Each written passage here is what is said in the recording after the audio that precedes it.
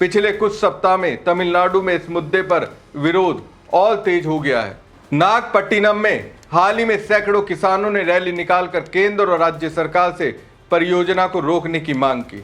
प्रदर्शनकारियों का कहना था कि कावेरी के जल प्रवाह में किसी भी प्रकार की कमी राज्य के कृषि क्षेत्र के लिए गंभीर संकट पैदा कर सकती है।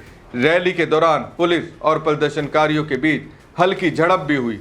ऐसे में डीके शिव कुमार के बयान और मणिक्कम टैगोर की सार्वजनिक आपत्ति ये संकेत देती है कि मेकेदातु परियोजना केवल एक अंतरराज्य जल विवाद नहीं रह गई, बल्कि कांग्रेस के भीतर भी राजनीतिक असहजता का कारण बनती जा रही है।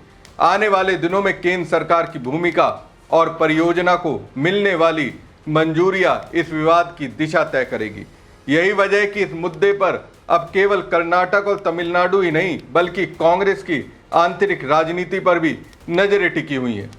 तो देखा जाए दोस्तों, तमिलनाडु के मुख्यमंत्री विजय को पहले से ही अंदेशा था कि यह परियोजना भविष्य में दो राज्यों के बीच विवाद का विषय बन सकती है। यही वजह थी कि मुख्यमंत्री बनने के बाद जब वो पहली बार दिल्ली दौरे पर आए और प्रधानमंत्री नरेंद्र मोदी से मुलाकात की, तो उन्होंने मेकेदातु परियोजना का मुद्दा भी उठाया और इसका समाधान निकालने का आग्रह किया। लेकिन ऐसा लगता है कि केंद्र सरकार इस विवाद को खत्म करने के लिए उतनी सक्रिय नहीं है जितनी होनी चाहिए। मेरा मानना है कि इसकी एक बड़ी वजह राजनीतिक भी हो सकती है। कर्नाटक में कांग्रेस की सरकार है और तमिलनाडु में विजय की पार्टी तथा कांग्रेस के बीच राजनीतिक सहयोग है।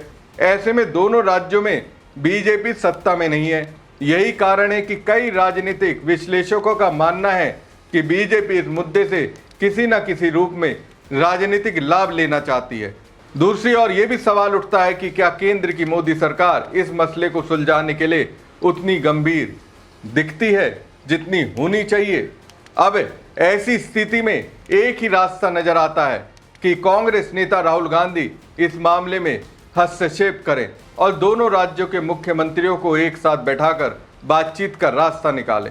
यदि संवाद के जरिए समाधान खोजा जाए तो ये मुद्दा राजनीतिक टकराव का रूप लेने से बच सकता है, क्योंकि अगर ये विवाद लगातार बना रहता है तो इसे एक राजनीतिक हथियार के तौर पर भी इस्तेमाल करने की कोशिशें भी तेज हो सकती है।